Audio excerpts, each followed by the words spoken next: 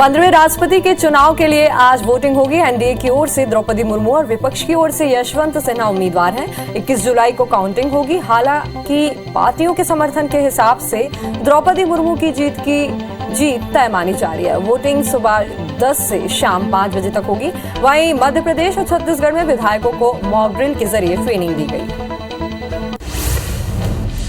आज से संसद का मानसून सत्र शुरू हो रहा है, जो कि 12 अगस्त तक चलेगा। इस सत्र में संसद की 18 बैठकें होंगी। विपक्ष सरकार को महंगाई, अग्निपथ, ईडी, सीबीआई के दुरुपयोग के मुद्दे पर घेरने का प्रयास करेगा। सत्र से पहले सर्वदलीय बैठक में उन मुद्दों पर चर्चा कराने की मांग करके विपक्ष ने इसके संकेत दिए हैं। सत्र में सरकार की ओर से 32 बिल पेश किए जा सकते हैं। एनडीए के उपराष्ट्रपति पद के उम्मीदवार जगदीप धनखड़ आज दोपहर 12 बजे नामांकन दाखिल करेंगे। इस दौरान उनके साथ बीजेपी के कई वरिष्ठ नेता मौजूद रह सकते हैं। शनिवार को बीजेपी ने पीएम मोदी की मौजूदगी में हुई संसदीय बोर्ड की बैठक में जगदीप धनखड़ को उपराष्ट्रपति पद का उम्मीदवार घोषित किया था। वहीं रविवार को विपक्ष ने मार्गरेट अल्वा को अपना उम्मीदवार घोषित किया है। रविवार को सर्वदलीय बैठक में तमिलनाडु के दलों ने भारत से श्रीलंका के मामले में हस्तक्षेप करने की मांग की। इसके बाद केंद्र सरकार ने श्रीलंका संकट पर कल यानी 19 जुलाई को सर्वदलीय बैठक बुलाई है, जिसमें केंद्रीय मंत्री निर्मला सीतारमण और एस जयशंकर वहां की स्थिति के बारे में जानकारी देंगे। ऋषभ पंत के पहले वनडे शतक की बदौलत टीम इंडिया ने इंग्लैंड को 5 विकेट से हरा दिया।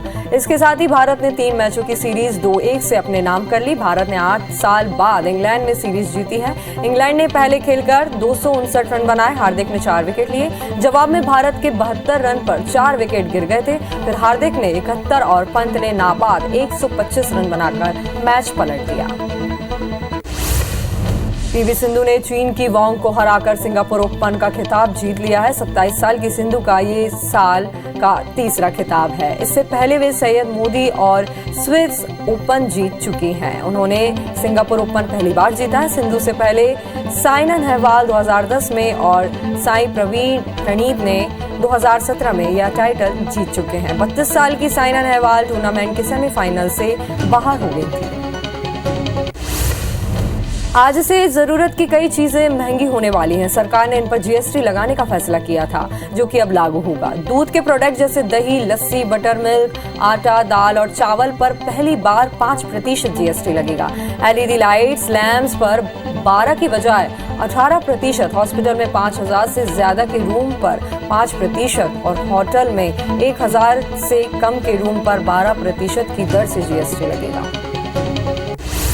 मध्य प्रदेश के नगरीय निकाय चुनाव में रिकॉर्ड जीत मिली है। इंदौर में मेयर के लिए पार्टी के उम्मीदवार पुष्यमित्र भार्गव ने 1.32 लाख से ज्यादा वोट की जीत दर्ज की है। बीजेपी को 64 जगहों पर बहुमत मिला है। पार्टी ने 80% से ज्यादा सीट जीती है। जबलपुर और ग्वालियर में बाजी कांग्रेस के हाथ लगी। सिंगरौली में आम आदमी पार्टी की रानी अग्रवाल मेयर चुनी गई। प्रधानमंत्री नरेंद्र मोदी ने मध्य प्रदेश के निकाय चुनाव में जीत के लिए बधाई दी। उन्होंने ट्वीट कर कहा है कि भाजपा पर अपना विश्वास जताने के लिए सभी मतदाताओं का बहुत बहुत आभार। यह जीत राज्य की शिवराज सरकार में जनता जनार्दन के अटूट भरोसे का प्रतीक है। पार्टी कार्यकर्ताओं के साथ साथ सभी विजयी उम्मीदवारों को ढेरों शुभकामनाएं। भोपाल के प्रदेश बीजेपी कार्यालय में जीत का जश्न मनाया गया। इस दौरान सीएम शिवराज भी जीत के जश्न में शामिल हुए। कार्यकर्ताओं ने उनका भव्य स्वागत किया। जश्न के बीच पार्टी पदाधिकारी बड़ी संख्या में बीजेपी कार्यकर्ता मौजूद रहे। बीजेपी के जश्न के दौरान सीएम शिवराज ने कहा कि बीजेपी ने विजय का नया इतिहास रचा है। नगर पंचायत में 80% से ज्यादा सीटों पर बीजेपी ने जीत दर्ज की है। कांग्रेस जहां महापौर में जीती है, वहां पार्षदों में हारी है। नगरीय निकाय के चुनाव के नतीजे के बाद बीजेपी प्रदेश अध्यक्ष वीडी शर्मा का बयान सामने आया। उन्होंने सभी कार्यकर्ताओं को बधाई देते हुए कहा कि बीजेपी कार्यकर्ताओं ने बूथ बूथ पर कड़ी मेहनत की है। जनता ने नगर निगम चुनाव में बीजेपी को अपार समर्थन दिया है। पीसीसी चीफ कमलनाथ ने भी 2 सीट पर मिली जीत का जश्न मनाया। भोपाल में कमलनाथ ने कार्यकर्ताओं को मिठाई खिलाकर जीत की बधाई दी है। कमलनाथ ने कहा, बुरहानपुर में हम बहुत कम मतों से हारे हैं। 50 साल बाद हम ग्वालियर में जीते हैं। 15 महीने में विधानसभा का चुनाव होना है। जनता ने चुनाव में बीजेपी का असली चेहरा सबके सामने लाया। सिंगरौली नगर निगम में जीत के जरिए एमपी की सियासत में आम आदमी पार्टी की एंट्री हो गई है। आप महापौर प्रत्याशी रानी अग्रवाल ने बीजेपी कांग्रेस को पछाड़ते हुए जीत दर्ज की है। इस जीत पर सीएम केजरीवाल ने रानी अग्रवाल को बधाई दी है। कहा, जनता ईमानदार राजनीति को पसंद कर रही है। असदुद्दीन ओवैसी की पार्टी एआईएमआईएम ने जबलपुर में जीत से अपना खाता खोल दिया। जबलपुर से एआईएमआईएम के 2 पार्षद प्रत्याशियों ने जीत हासिल की है। जबलपुर के लाल बहादुर शास्त्री वार्ड क्रमांक 49 से एआईएमआईएम की पार्षद प्रत्याशी शमा परवीन और रविंद्रनाथ टैगोर वार्ड क्रमांक 51 से एआईएमआईएम की पार्षद प्रत्याशी समरीन कुरैशी जीती हैं।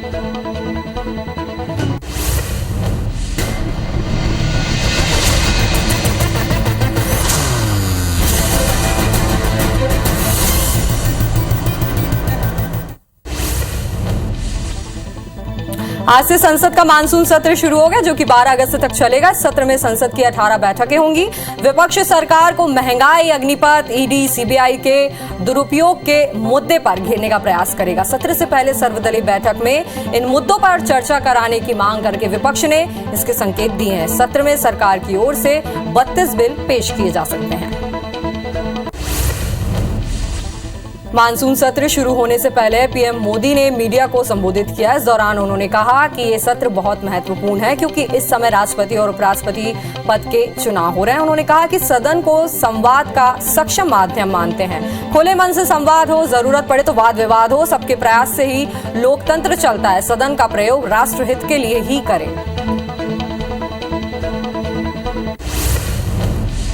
एनडीए के उपराष्ट्रपति पद के उम्मीदवार जगदीप धनखड़ आज दोपहर 12 बजे नामांकन दाखिल करेंगे। इस दौरान उनके साथ बीजेपी के कई वरिष्ठ नेता मौजूद रह सकते हैं। शनिवार को बीजेपी ने पीएम मोदी की मौजूदगी में हुई संसदीय बोर्ड की बैठक में जगदीप धनखड़ को उपराष्ट्रपति पद का उम्मीदवार घोषित किया था। वहीं रविवार को विपक्ष ने मार्गरेट अल्वा को अपना उम्मीदवार घोषित किया है।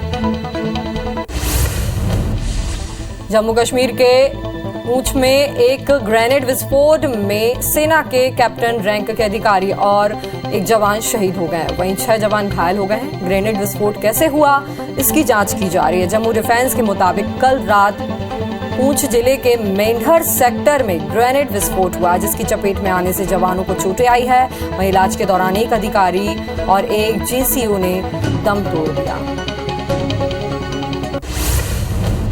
वाराणसी के ज्ञानवापी परिसर में मस्जिद और श्रृंगार गौरी मंदिर को लेकर जारी विवाद अभी थमने का नाम नहीं ले रहा है। आज फिर जिला जज की कोर्ट में मामले की सुनवाई होनी है। हिंदू पक्ष के राखी सिंह का पक्ष एडवोकेट शिवम गौड़ रखेंगे। कुल 367 पन्नों की दलील पेश करते हुए कोर्ट को बताएंगे कि क्यों किसी भी कानून में राखी सिंह का वादा खारिज नहीं हो सकता।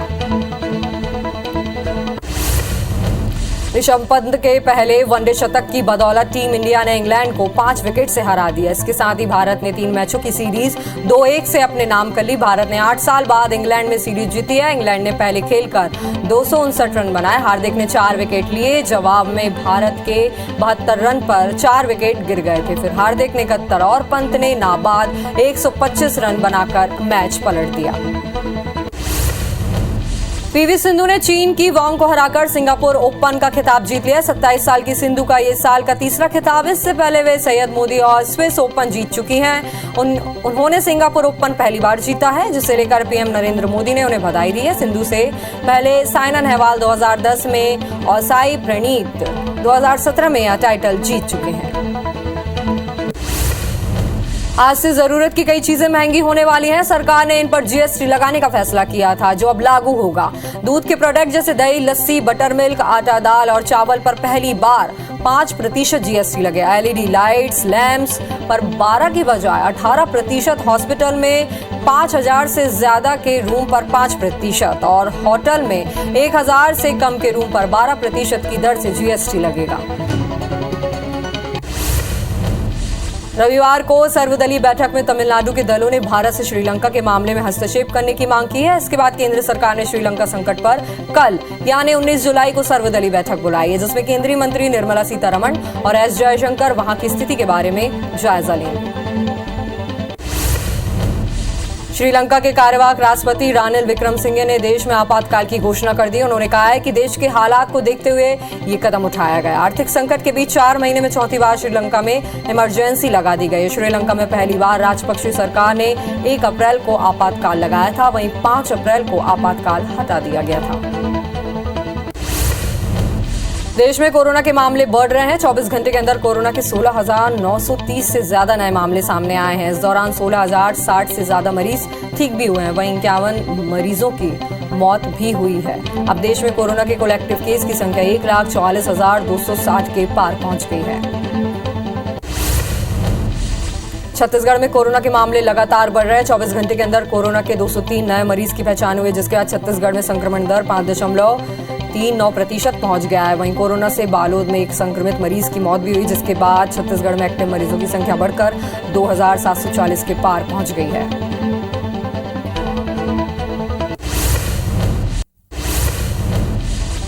सावन के पहले सोमवार पर शिवालयों में आज सुबह से भक्तों की भीड़ लग रही है। बाबा भोलेनाथ की पूजा करने बड़ी संख्या में श्रद्धालु पहुंच रहे हैं। वहीं उज्जैन के बाबा महाकाल को पहले विशेष रूप से सजाया गया, फिर महाआरती की गई। मध्य प्रदेश के नगरीय निकाय चुनावों में रिकॉर्ड जीत मिली है। इंदौर में मेयर के लिए पार्टी के उम्मीदवार पुष्यमित्र भार्गव ने 1.32 लाख से ज्यादा वोट से जीत दर्ज की। बीजेपी को 64 जगहों पर बहुमत मिला है। पार्टी ने 80% से ज्यादा सीटें जीती है। जबलपुर और ग्वालियर में बाजी कांग्रेस के हाथ लगी। सिंगरौली में आम आदमी पार्टी की रानी अग्रवाल मेयर चुनी गई हैं।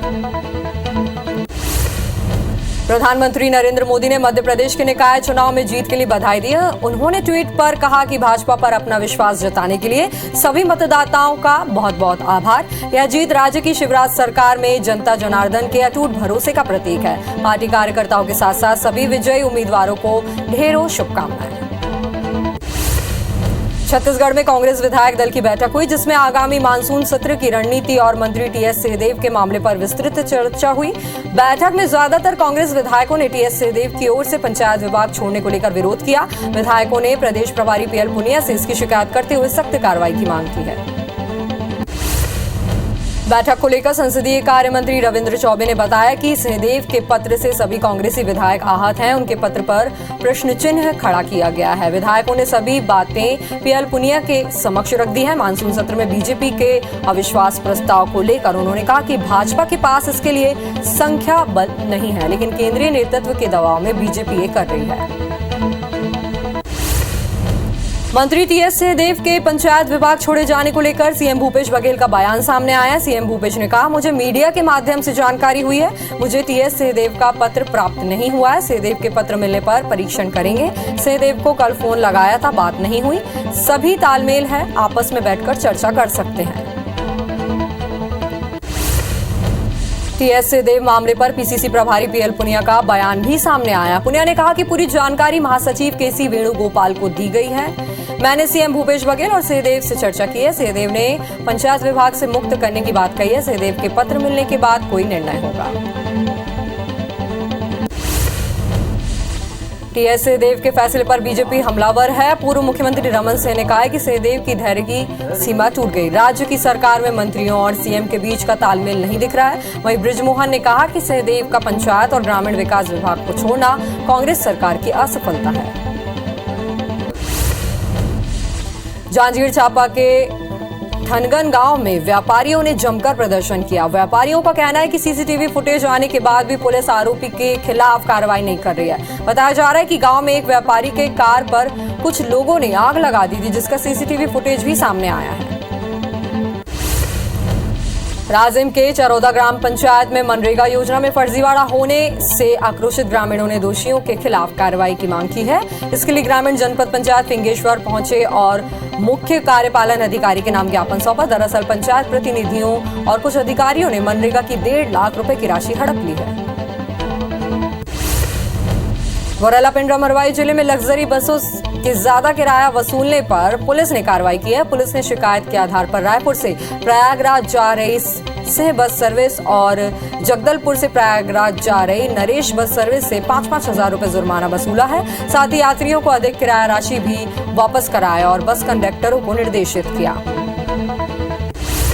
गौरेला पिंडरा मरवाई में यातायात पुलिस और परिवहन विभाग की ओर से स्कूल बसों का फिटनेस टेस्ट करने के लिए कैंप लगाया गया, जिसमें जिले में संचालित स्कूलों में बसों और उनके ड्राइवरों की जांच की गई। कैंप में लाइसेंस, फिटनेस, इंश्योरेंस, गाड़ी में फायर सेफ्टी सामान और ड्राइवरों की आंखों की जांच की गई। साथ ही कई जरूरी निर्देश भी दिए गए।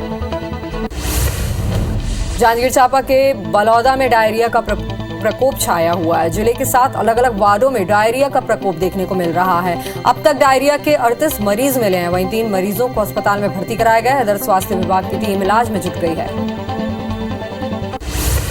कोरबा में ट्रैक्टर के नीचे दबकर एक किसान की मौत हो गई। किसान ट्रैक्टर लेकर खेत की जुताई कर रहा था। इस दौरान अनियंत्रित होकर ट्रक के नीचे आ गया। घटना के बाद पुलिस ने शव को बरामद कर पोस्टमार्टम के लिए भेज दिया है।